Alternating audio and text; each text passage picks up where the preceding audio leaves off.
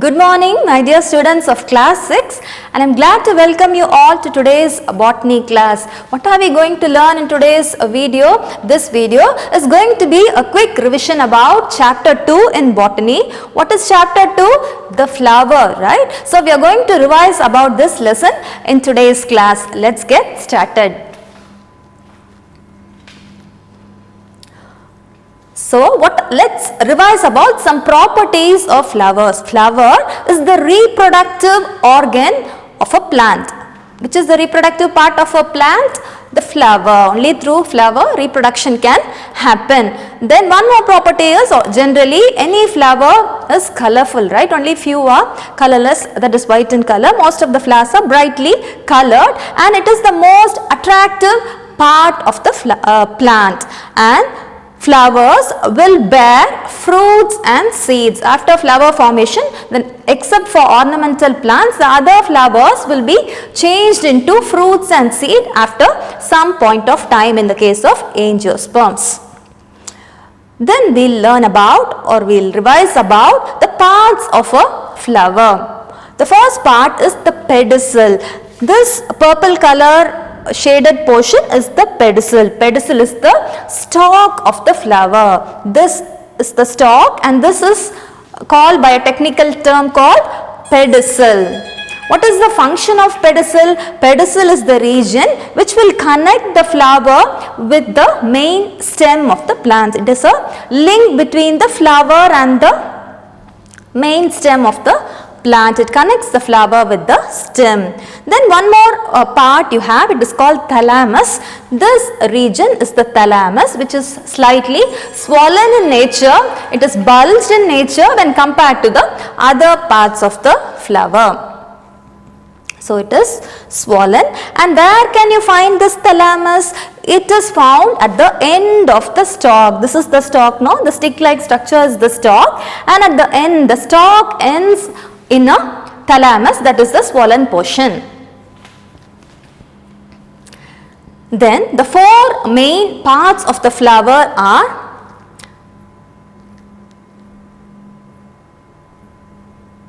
calyx, corolla, androecium and gynoecium. What are the four main parts? Calyx, corolla, androecium and gynoecium. Learn the spellings of all these technical terms carefully. So what is calyx? Calyx is the outermost whorl of the flower. Which is the calyx? Can you see? Leaf-like structure here.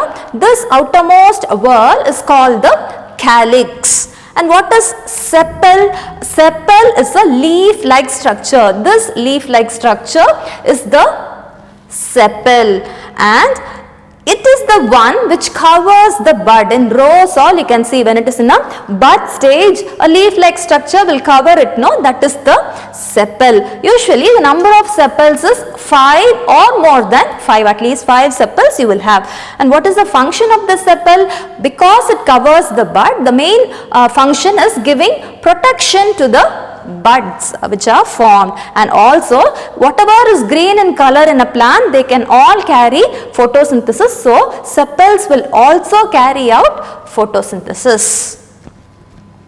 And then the next part is corolla. Corolla is nothing but petals. A collection of petals is called by a technical term corolla, and it is considered as the second whorl. So it is the inner region. The outermost is calyx, no? So the region which is inner to the calyx, that is the second whorl of the flower, is addressed as corolla. So if you need to define corolla, you can call it as a ring of petals, or a collection of petals is called by the term corolla.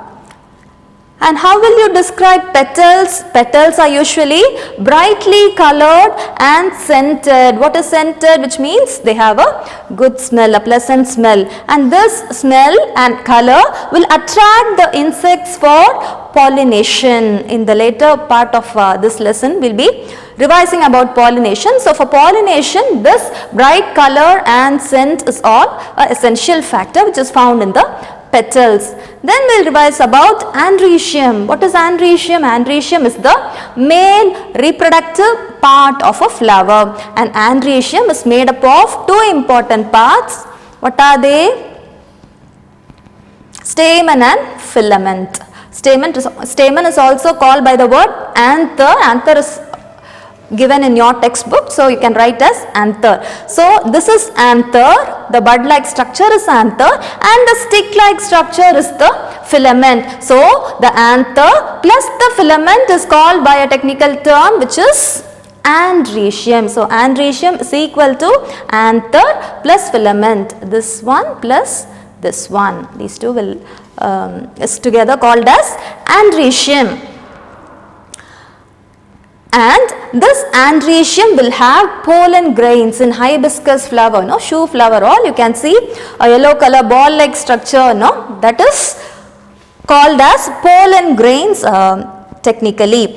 And as I told you, since it is a male reproductive organ, this organ is formed fully of male reproductive cells. Any organ is made up of cells, no? So this, since it is a male reproductive organ, it is formed of male reproductive cells. Then what about filament? How can you describe filament? It is a stick like structure, no? It is very long and slender. It is not stiff, it is flexible. And then the female reproductive part of the flower is called as gynoecium. The male reproductive part is called as andrecium, and the female reproductive is called by the word gynoecium. This gynoecium is composed of three parts. They are style, stigma and ovary. What are the three parts which make gynoecium? Style, stigma and ovary. You should know to label where is style, stigma and ovary if a picture of a flower is given. Okay. So which is the style? This stick like region is called style, and this finger like region, it's like some fingers, no, this is called stigma, and this bulb or bulged structure is called the ovary. So style, stigma and ovary, you should know to label. Now we will revise about the properties of style. How can you describe style? Style is very thin when compared to the ovary and the stigma. Style is comparatively very thin and it is elongated, it is long and tube like, and it connects stigma to the ovary. So style is the part of the flower which will connect the stigma to this ovary. Okay, so if the properties or functions of any part of a flower is asked in the exam, you should know to explain that. So learn the keywords. It is enough that you learn the keywords, don't try to memorize paragraphs. Then the second part is stigma. This is the stigma, right? This stigma is usually sticky in nature. It is not dry, it is sticky in nature, and also it is swollen when compared to the style. All it is a swollen or bulged region, and the main function of stigma is to receive the pollen grains. For the process of pollination, pollen grains will stick to the stigma. So because of the presence of this sticky substance only, the pollen grains can stick to the stigma during the process of pollination. Then ovary, this is the ovary, right? So what is present, why it is swollen? Because it is fully packed with ovules. So what the ovary is made up of? It is made up of a structure called as ovules, and ovary is addressed as the female gamete in a flower. Male gamete is andrecium, no? So similarly the female gamete is the ovary. The ovule, I told you this, can you see a curve like structure? This is the ovule, and this ovule after fertilization, once fertilization process is over, the ovule is no longer a ovule, but it will be converted into seeds. So after the process of fertilization, what the ovule is converted into? It is the one which is converted into seeds. And then the ovary, this whole part, no, this is ovary, and this yellow color, the green color swollen region is the ovary, the yellow one is the ovule, no. So after the process of fertilization, this ovule is converted into seeds and the ovary is converted into fruit. This you have to keep in mind, it is very important in exam point of view. Then we'll revise about the types of flowers. Flowers in general can be of two types called bisexual flowers or unisexual flowers. This is a bisexual flower and these two are unisexual flowers. Why do we call so? A bisexual flower will have both androecium and gynoecium. Which is the androecium? This is the androecium, right? So this is a bisexual flower because it has androecium as well as gynoecium. This is a unisexual flower because it has only androecium, and this is also a unisexual flower because it has only gynoecium. Clear? So they will have, a unisexual flower will have either androecium or gynoecium but never both together. If both are present, then it is called by the term bisexual flower and it is not called as unisexual flower. You should also know the examples of bisexual flower as rose and mustard, and the example of unisexual flower as papaya and cucumber. In papaya all you have a male plant or a female plant. If it has only androecium, then it is called a male papaya plant, and if it has only gynoecium, then it is called a female papaya plant. Like human beings, no, they too have genders. Then pollination. Pollination's definition you have to memorize for exam point of view. See, when I tell exam point of view, doesn't mean that I have asked these questions all in the upcoming question paper, but generally for even for any competitive exams, no, there are certain topics which are repeatedly asked, no. So that is what I mean. It is not about, I am talking about the questions what I have said in your question paper. So the definition for pollination is transfer of pollen grains. So what is transferred? Pollen grains, that is the yellow ball like structures in hibiscus plant I told you, no. So those pollen grains are not only in hibiscus plant, in any flowering plant. So pollen grains are transferred from where to where? From the anther to the stigma. So these three keywords you should memorize. What are they?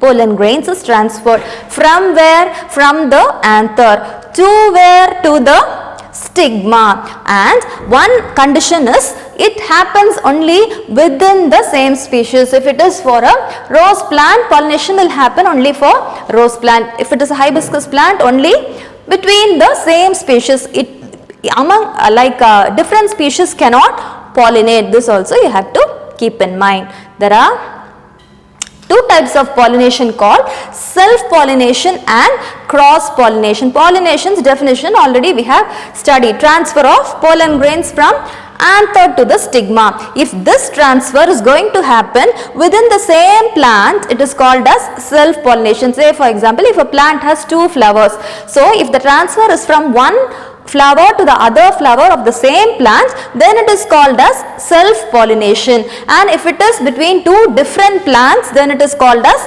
cross-pollination. The examples also you have to memorize for self-pollination and cross-pollination. Then what about the agents of pollination? How pollination happens? There are certain agents for pollination. There are three agents given in your textbook. The pollination can happen through water, through wind, or with the help of animals. So if it is by water, it is called water pollination. If it is by wind, it is called wind pollination. And if animals are going to do this, then it is called as animal pollination.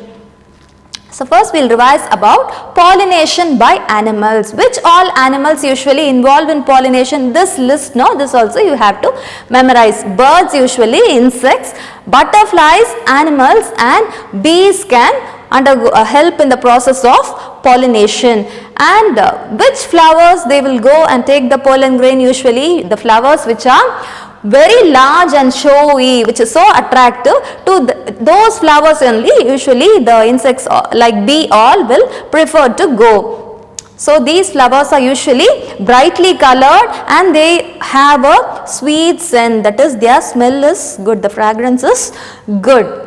And what happens? The pollen grains will stick to the animal's body. When they, say for example, if a bee goes to a flower to get nectar of the flower, during that time the pollen grains will stick to the body of the bee. Or sometimes if an animal happens to go near a plant, the pollen grains may stick to the animal's body. So this is common in flowers like sunflower and hibiscus flower.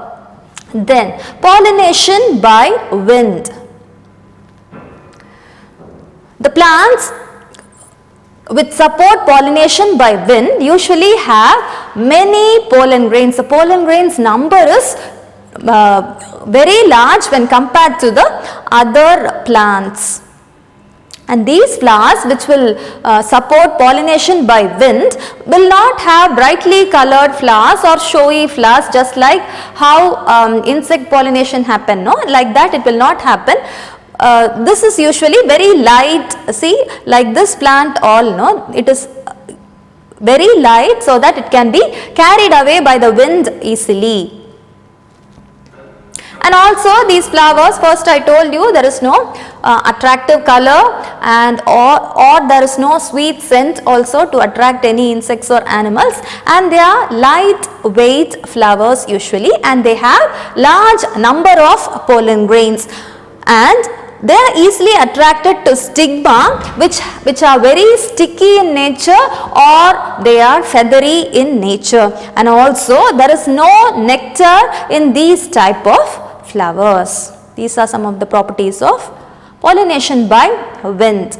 Then pollination by water. And what is the third type of pollination? Pollination by water, no? So here pollination will happen inside the water, mainly in the aquatic plants. What are aquatic plants? Those plants which can live only inside the water are called aquatic plants, no? So these plants also produce flowers, but the size of the flowers are very small and they are non-showy, that is they are not so attractive like the other flowers which undergo pollination by animals. And these flowers are also very light weight and the pollen grains are also very light, and these pollen grains, since it exists in the water, it is covered by a waxy coating.